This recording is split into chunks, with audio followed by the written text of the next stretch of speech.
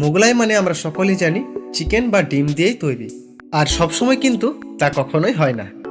তাই যারা নিরামিষী বা যারা নিরামিষ খেতে একটু বেশি পছন্দ করেন তাদের জন্য আজকের এই রেসিপিটা। কিন্তু এই মোগলাই পরোটাটা নিরামিষ হলেও আমিষের থেকে স্বাদে কিন্তু কোনো অংশেই কম নয়। তাই সম্পূর্ণ রেসিপিটা দেখার জন্য আপনাদের প্রতি একান্ত অনুরোধ রইল। তাহলে এবার প্রথমে আমরা ভেতরের পুরটা বানিয়ে নেব। তার জন্য কড়াইয়ে সামান্য পরিমাণ তেল গরম করে নিয়েছি। এখন এতে দিয়ে দেব কিছুটা আদা বাটা আর দুটো কাঁচা লঙ্কা কুচি। তারপর 30 থেকে 40 সেকেন্ডের মতো এই আদা ও লঙ্কাগুলোকে একটু ভালো করে ফ্রাই করে নিতে হবে। তারপর আমি এখানে দিয়ে দেব ছোট ছোট করে কাটা সামান্য ফুলকপি, একই সাইজে কাটা সামান্য গাজর, কিছুটা আলু আর কিছুটা সবুজ মটর। তারপর এগুলোকেও আমরা প্রায় 1 মিনিটের মতো হালকা ফ্রাই করে নেব। এবার দিয়ে দেব সামান্য লঙ্কার গুঁড়ো, সামান্য হলুদের গুঁড়ো, সামান্য জিরে গুঁড়ো আর দিয়ে দেব ধনে গুঁড়ো। এখন এই সমস্ত মশলাগুলোর কাঁচা গন্ধটা চলে যাওয়া পর্যন্ত আমাদের এই সবজিগুলোকে কিন্তু একটু ভালো করে কষিয়ে নিতে হবে। আর অবশ্যই কিন্তু সামান্য পরিমাণ লবণ অ্যাড করতে ভুলবেন না। তারপর কিছুটা জল দিয়ে ভালোভাবে সেদ্ধ হয়ে যাওয়ার জন্য একটা ঢাকনা লাগিয়ে রেখে দেব। আর ততক্ষণে আমাদের পরোটার জন্য ময়দার ডোটা বানিয়ে নেওয়া যাক। তার জন্য নিয়ে নেব চায়ের কাপের 2 কাপ ময়দা, সামান্য লবণ আর পারলে অবশ্যই সামান্য পরিমাণ দেশি ঘি দিয়ে সাধারণভাবে একটু ময়ান করে নিতে হবে। আর এই প্রসেসটা হয়ে গেলে পরে অল্প অল্প জল দিয়ে রুটির থেকে একটু নরম করে ঠিক এই রকম একটা ডো কিন্তু আমাদের বানিয়ে নিতে হবে। তারপর ভালোভাবে ময়দাটা সেট হয়ে যাওয়ার জন্য ঢাকা দিয়ে কিছুক্ষণের জন্য রেখে দেব। আর এদিকে ততক্ষণে আমাদের ভেজিটেবলগুলো কিন্তু ভালোভাবে সেদ্ধ হয়ে গেছে। এখন একটা খুন্তির সাহায্যে এই ভেজিটেবলগুলোকে একটু সামান্য ম্যাশ করে নিতে হবে।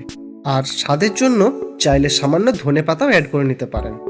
তারপর একটু নেড়ে চেড়ে এই সমস্তটা মিশিয়ে নিলেই মোগলাইয়ের জন্য পুরটা কিন্তু আমাদের একদম তৈরি হয়ে যাবে। আর এদিকে মোটামুটি 10 থেকে 15 মিনিট পর আমাদের ময়দার ডোটা ভালোভাবেই কিন্তু সেট হয়ে এসেছে। আর যেহেতু আমরা দুটো পরোটা বানাবো তার জন্য সমান ভাগে দুটো লেচি কেটে নিয়ে হাতের তালুর সাহায্যে একটু গোল গোল করে পাকিয়ে নেব। এখন আমি এই ময়দাটাতে সামান্য পরিমাণ ঘি লাগিয়ে নিচ্ছি। তবে আপনারা চাইলে শুকনো ময়দা দিয়ে একটা বেলুনির সাহায্যে একদম পাতলাভাবে কিন্তু বেলে নিতে হবে। আর একটা কথা, এটাকে কিন্তু ভালোভাবে গোল করে না বেললেও চলবে, মোটামুটি পাতলা হলেই চলবে। আর ময়দাটা যদি খুব বেশি মোটা হয়ে যায় তাহলে সেই ক্রাঞ্চিনেসটা কিন্তু সেভাবে আসবে না। তাই চেষ্টা করবেন যাতে করে একটু পাতলা করেই বেলে নেওয়া যায়। তারপর যে পুরটা আমরা বানিয়ে রেখেছিলাম তা থেকে অর্ধেকটা পরিমাণ এই পরোটার মধ্যিখানে দিয়ে একটু ছড়িয়ে নিতে হবে।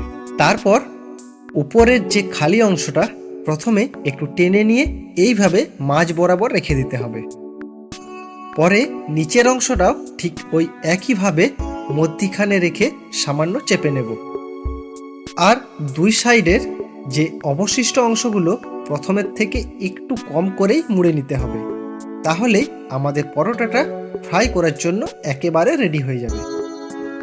এদিকে একটু আগের থেকেই আমি একটা প্যানে সামান্য সাদা তেল নিয়ে গরম করে নিয়েছি। এখন একটা পরোটা এই তেলের মধ্যে এবার আমি দিয়ে দেব।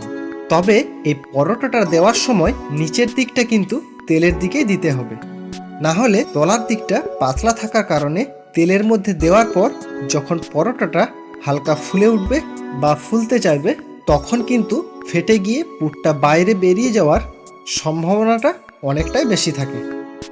আর ভালোভাবে উল্টে পাল্টে ভাজার পর যখন তেলের মধ্যে থেকে বুদবুদগুলো একেবারে কমে আসবে তখন এই পরোটাটা প্লেটের মধ্যে যাওয়ার জন্য কিন্তু একদম তৈরি হয়ে যাবে। তবে প্লেটে সার্ভ করার আগে এগুলোকে একটু রেস্টুরেন্ট স্টাইলে কেটে নিতে হবে। তারপর যে কোনো সবজি, সস, চাটনি, স্যালাড সাজিয়ে সকলকে চমকে দিতে পারেন এই সুস্বাদু নিরামিষ মোগলাই পরোটা পরিবেশন করে।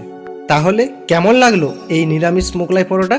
কমেন্ট বক্সে কিন্তু আপনার মূল্যবান মতামতের জন্য অপেক্ষায় রইলাম।